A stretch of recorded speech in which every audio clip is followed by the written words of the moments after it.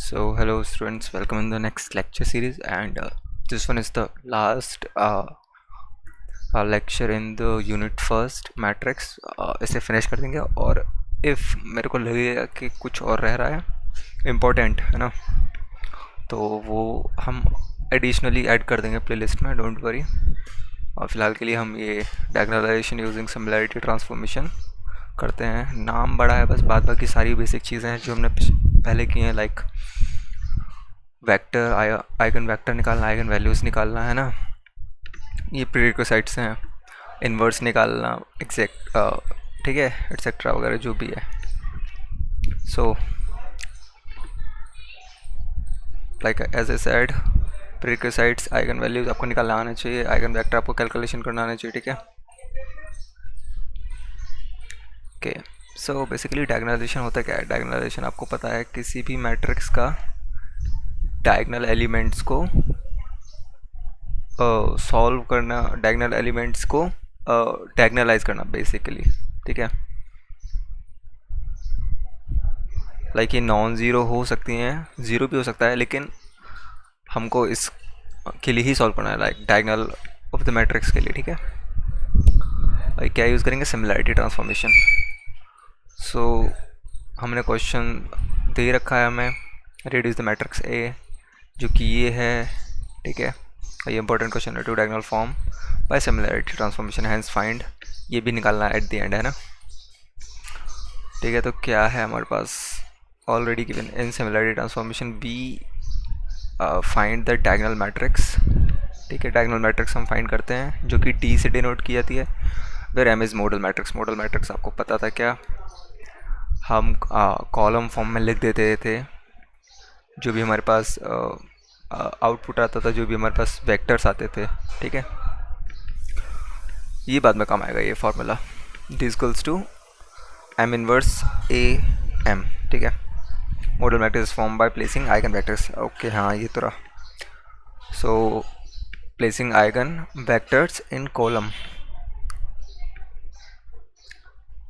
क्या करना होता है? सिंपल, कुछ नहीं, हमको पहले आइगन वेक्टर्स निकालने हैं। आइगन वेक्टर्स निकालने के लिए क्या करेंगे? पहले आइगन वैल्यूज़ निकालेंगे। आइगन वैल्यू क्या है? बहुत सिंपल है, किस फॉर्म में आएगी? ए लैम्डा, ठीक है, इक्वल्स टू 0। क्या करना है हमारे पास? ऑलरेडी हम डायगोनल एलिमेंट से सीधा इंटू कर देंगे, लैम्डा आई है ना, आई पता है आपको क्या होता है? आई होता है 1 0 0, यानी कि वो भी एक डायगोनल मैट्रिक्स ही होती है। डायगोनल मैट्रिक्स है तो सीधा सीधा इसके डायगोनल से मल्टीप्लाई कर देंगे, ठीक है। Next, what do we get? क्या आप खुद सॉल्व कर लीजिए। जब आप डिटर्मिनेंट निकालेंगे, यानी कि जब आप ये सॉल्व करेंगे इज इक्वल्स टू 0, तो आपको क्या मिलेगा? ये into this into this into this, ठीक है। खुद सॉल्व कीजिए, आपको बेटर क्लैरिटी आएगी क्वेश्चंस में, और आसानी से चीज़ें और समझ में आएंगी, और कॉम्प्लिकेटेड चीज़ें आप इजीली गेट कर पाएंगे, सॉल्व कर पाएंगे। सो 1 माइनस लेमडा, 2 माइनस लेमडा 3, यानी कि लेमडा की वैल्यू क्या क्या आ रही है? 1 2 3, सिंपल है ना, इक्वल टू 0 है। अब आइगन वेक्टर्स निकालना है। वेक्टर्स क्या वेक्टर्स क्या हैं? वेक्टर्स के लिए हम x इंटू कर देंगे, यानी कि जो भी हमारा वेक्टर, जो भी हम अननोन निकालने वाले हैं, यानी कि वेक्टर्स निकालने वाले हैं, उसे मल्टीप्लाई कर देंगे किस में? इसमें, a माइनस लेमडा ए में, ठीक है। इस फॉर्म में निकाल के हम लेमडा की जगह 1 की वैल्यू रख के हमें क्या मिल रहा है? x1 1 0 0, x2 क्या मिल रहा है? k2 minus k2 0। यहाँ पे जब हम इसको कन्वर्ट करेंगे, अगर हम को k की फॉर्म में चाहिए, ठीक है, लेमडा 3 की आ जाएगी इसी हिसाब से, 3 माइनस 2 2, ठीक है। मैंने आइगन वेक्टर्स निकाल लिया। अब मैं सीधे सीधे मॉडल मैट्रिक्स बना सकता हूँ ना, क्योंकि मेरे पास आइगन वेक्टर्स हैं। अब आइगन वेक्टर्स कैसे बनेंगे? ये मॉडल मैट्रिक्स है, ये हम इनको किस में लिखते हैं? कॉलम में, रो में नहीं लिखना है, ठीक है, कॉलम में लिखना है। 3 माइनस 2 2, और लास्ट में क्या था ऊपर? +1 1 0 0, ठीक है। ये हमने लिख दिया, हमारा मॉडल मैट्रिक्स बन गया, वेक्टर इन कॉलम, ठीक है।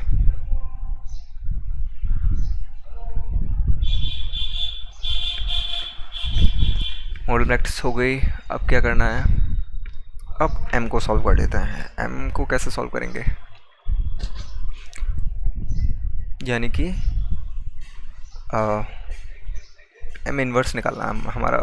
हाँ, जो हमें एम सॉल्व करना है वो किसके लिए करना है, एम इन्वर्स के लिए ना, क्योंकि हमारा के सी कहता है, हमारा फॉर्मूला ही कहता है, तो हमें पहले एम इन्वर्स निकालना पड़ेगा। ए हमारे पास ऑलरेडी है, इससे हम डी निकाल देंगे, ठीक है। तो एम इन्वर्स निकालने के लिए क्या करेंगे, हम पहले एडजॉइंट निकालेंगे, ठीक है, और फिर उसको डिटर्मिनेंट से डिवाइड कर देंगे, तो सिंपल हमारा इन्वर्स आ जाएगा, ठीक है। ये सिंपल फार्मूला से, ये बहुत बेसिक वाला फार्मूला था जो हमने फर्स्ट शुरू में पढ़ा था, फर्स्ट लेक्चर्स में। तो एम इन्वर्स में निकाल लिया, आप सॉल्व खुद कीजिएगा। और अब हम डी आसानी से निकाल सकते हैं, क्योंकि हमारे पास क्या है, एम इन्वर्स है, ए है, और एम हमारे पास ऑलरेडी है। तो एम इन्वर्स डॉट दिस, ठीक है।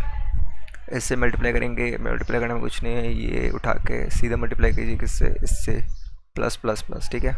इसका उठा के इससे, इसका उठा के इससे, ये आ गया। इसको फर्दर सॉल्व करेंगे तो हमारा ये आएगा, खुद सॉल्व करके देखिए, आता है तो ये बहुत अच्छी बात है।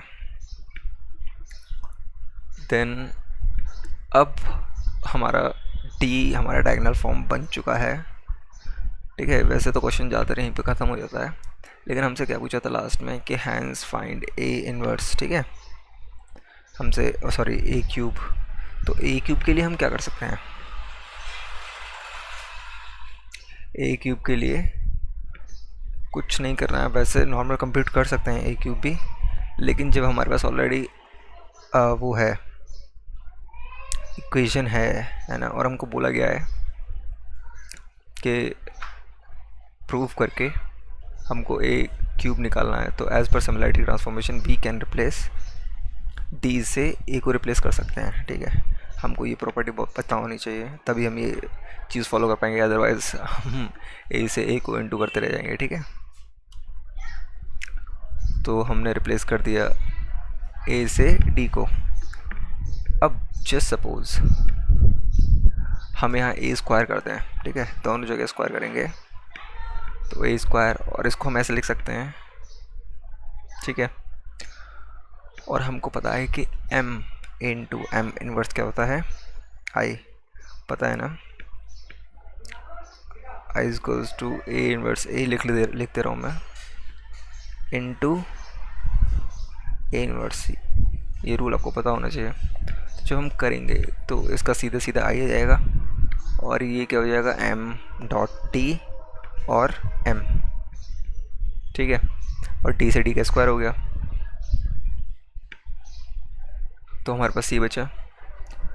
अब हम एक और बार करेंगे, यानी कि अब हम 3 करेंगे, तो यहाँ 3 लिख सकते हैं हम, सीधे सीधा आपको रिलेशन पता चल गया होगा कि क्या रिलेशन होता है, ठीक है, एक्सचेंज करने पर a से d को। तो अब क्या कर सकते हैं, अब हम बहुत आसानी से, अब हमारे पास d है, d का क्यूब कर दीजिए, d का क्यूब करना है, हमारे पास डायगोनल फॉर्म में है, तो हमको ये इंटू नहीं करना है, सीधे सीधे डायगोनल एलिमेंट्स के क्यूब निकाल देना है, यानी कि 1 का क्यूब 1, ये 2 का क्यूब था हमारा, और ये 3 का 27 है ना, d हमारा ये था ना 1 2 3 डायगोनल फॉर्म है, तो d का क्यूब निकाल लिया, m हमारे पास है, इससे इसको इंटू करेंगे, देन फर्दर इसको इंटू करेंगे m इनवर्स से, जो कि हमने ऊपर निकाला था ऑलरेडी, इससे हमारा a क्यूब आ जाएगा। और a क्यूब सॉल्व करके आ रहा है कुछ ये 100, जैसे कि ये एक गिवन है, ठीक है। तो आप खुद प्रैक्टिस कीजिए, खुद सॉल्व कीजिए। और यहाँ पे अब तक हमारी मैट्रिक्स ख़त्म हो चुकी है, ठीक है। मैं फिर बोल रहा हूँ, अगर कुछ बचा तो मैं एडिशनल डी उसको डाल दूँगा सेम मैनर में, ठीक है। तब तक के लिए की प्रैक्टिसिंग, बाय।